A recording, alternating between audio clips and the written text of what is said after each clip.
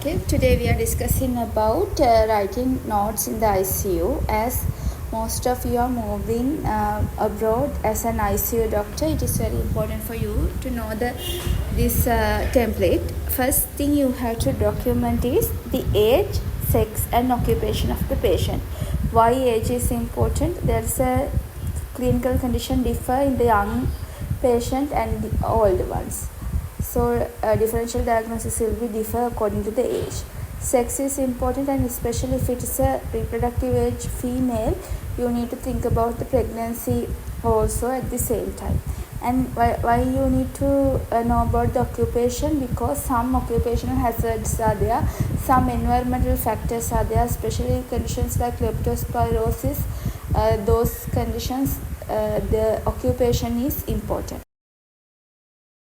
Then you need to write the comorbidities of the patient. If the patient is having ischemic heart disease, whether the patient is having any chronic kidney disease or chronic liver disease, or whether the patient is having any thing involving his central nerve system. Those things are very important.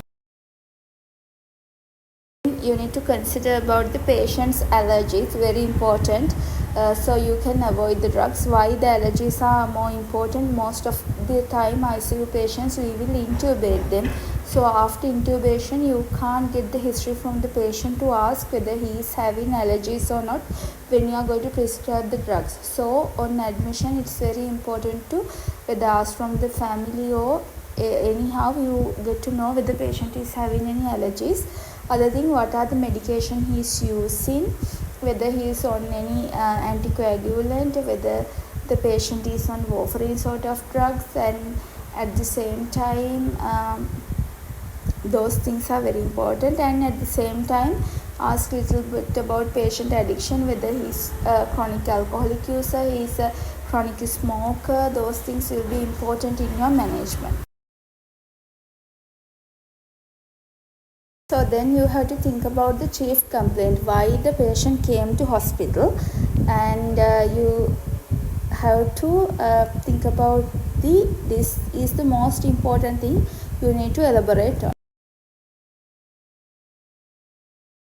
Then by the above presenting complaint, you need to think about the differential diagnosis, and you need to think about one working diagnosis, and through that you need to come to a final diagnosis. Then you need to think about why the patient is in ICU, whether the patient need airway support, whether the patient need inotrope support, whether the patient is hemodynamically unstable, the patient is having sepsis, whether the patient is having organ failure. You need to think about those things, and by thinking of those things only you can quickly move the patient out of the ICU by correcting those things. Then you need to think about any significant issue the patient had in last 24 hours, whether the patient was given blood products, whether the patient is having any cardiac arrest and CPR event, and whether the patient is having any allergy reactions, whether the patient is underwent any important investigations such as imaging. Those things you need to consider what happened during last 24 hours to this patient. Then you need to write about the patient vital signs. In ICU patient management, the very important thing is proper documentation. Whatever happened to the patient, document, because in the future if there is any legal issues, this will going to help you. And at the same time, to check the patient deterioration and those things, it is very important to document the properly. Then you need to write about the system analysis. For this, usually in ICU setup, we are using ABCD like approach. A for the airway, B for the breathing, C for the cardiac assessment of the patient, D from the D we are usually assessing the patient glucose level, D for the deformity, so glucose level, patient GCS, patient limb power, pupils, those things. Then E for the electrolyte is most important in ICU patient management, so you need to consider what are the electrolyte status of the patient. Then F for the fluid usually you need to consider the input output, the cumulative balance, whether there's a negative or positive balance you need to consider. G for the gastrointestinal, you need to examine the patient abdomen and then think of whether the patient is having proper bowel opening, or if not, what you can do for that. And H for the hematology, you need to go through the full blood count and other hematological investigations to assess the patient in one person, whether the patient is having any organ dysfunction. Then I for the infection, you need to consider whether the patient is having ongoing infection, what is the CRP level, what is the ESR, and what are the culture reports, and whether the patient is having fever or not. Then that's all you need to consider. Then you have to think whether the patient is having bed sores, the patient general condition you have to check.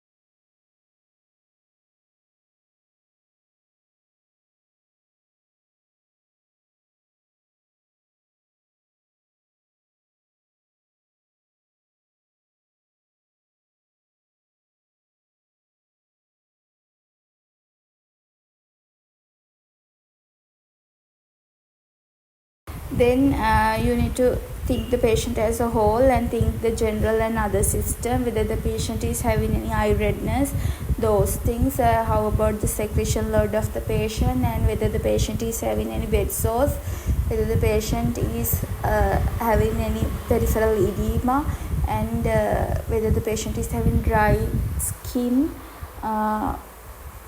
all those things, whether the patient is in thromboprophylaxis. These things you need to consider. Then you need to think about the investigations of concern. What are the investigation you need to plan for tomorrow, and what are the investigation abnormalities you especially noted, what are the investigation to be traced. These things you need to consider. So at last you need to think about what are the today's goals and what are the today's plan. When in the ICU setup patient, you need to think about the weaning of the patient from the ventilator, those things, and what are the investigations to be planned, what are the patient management wise, medication wise, what will be the further management plan, whether you need to take opinion from another team. Those things you need to consider.